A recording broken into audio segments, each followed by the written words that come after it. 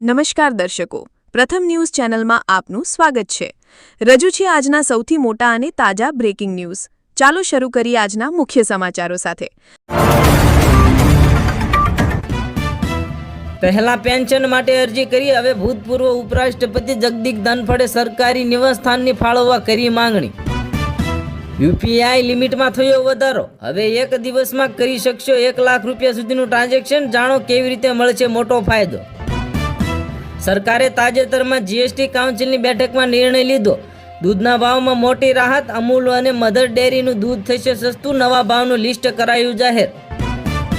ગુજરાત સરકારે 1 જુલાઈના રોજ એક વટહુકમ બહાર પાડીને ફેક્ટરીઓમાં કામના કલાકો 9થી વધારીને 12 કલાક કરાયા।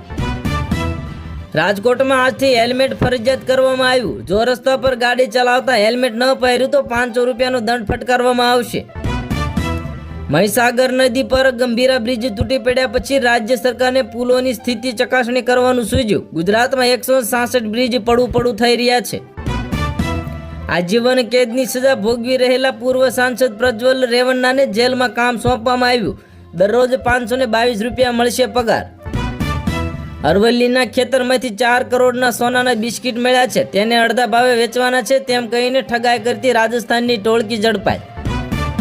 સલમાન ગુંડો છે, તેને સેલિબ્રિટી બનવામાં જ રસ છે। દબંગ ફિલ્મના ડાયરેક્ટર અભિનવ કશ્યપના નિવેદનથી થયો મોટો હોબાળો। ગુજરાતના ગાંધીનગરમાં ડેટા સેન્ટરનું નિર્માણ થશે, હવે સિગ્નલ જ કિકથી જ મહેસૂલી દસ્તાવેજની નકલ તરત જ મળી શકશે। હોસ્પિટલમાંથી સીએમ ભાગવત માનની કેબિનેટ બેઠક, પૂરગ્રસ્ત ખેડૂતો માટે મોટી જાહેરાત કરી, પ્રતિ એકર 20,000 રૂપિયા વળતરની જાહેરાત કરી। સરકારી કર્મચારીઓ માટે સારા સમાચાર, 8મા પગાર પંચ પર ચર્ચા વધુ તીવ્ર બની। 8મા પગાર પંચ અંગે ટૂંક સમયમાં જ નિર્ણય, સરકારનો મોટા સંકેતો। હાર્દિક પટેલના સવાલો સરકારે જવાબ આપ્યો, નળકાંઠાના ગામોમાં પાણીની કામગીરી યુદ્ધના ધોરણે ચાલુ છે। ખેડૂતો માટે મોટા સમાચાર, ટ્રેક્ટર ખરીદવા પર પણ મોટી બચત થશે। ખેડૂતોને ટ્રેક્ટર પર જીએસટી 18%થી ઘટાડીને 5% કરવામાં આવ્યો। 63,000 રૂપિયાનું સીધું ડિસ્કાઉન્ટ મળશે। દિલ્હીના સીએમ રેખા ગુપ્તાએ સરકારી મિટિંગમાં પતિને બાજુમાં બેસાડી દેતા આમ આદમી પાર્ટીએ બીજેપીને કહ્યું કે દિલ્હીમાં કુલેરા પંચાયતની સરકાર। રાષ્ટ્રીય પંચાયત વર્ગ આયોગે ગુજરાતની મુલાકાત લીધી, અનામત યોજનાઓની સમીક્ષા કરી।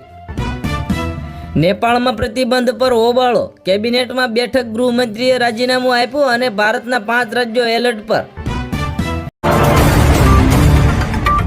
આ હતા આજના મુખ્ય બ્રેકિંગ ન્યૂઝ।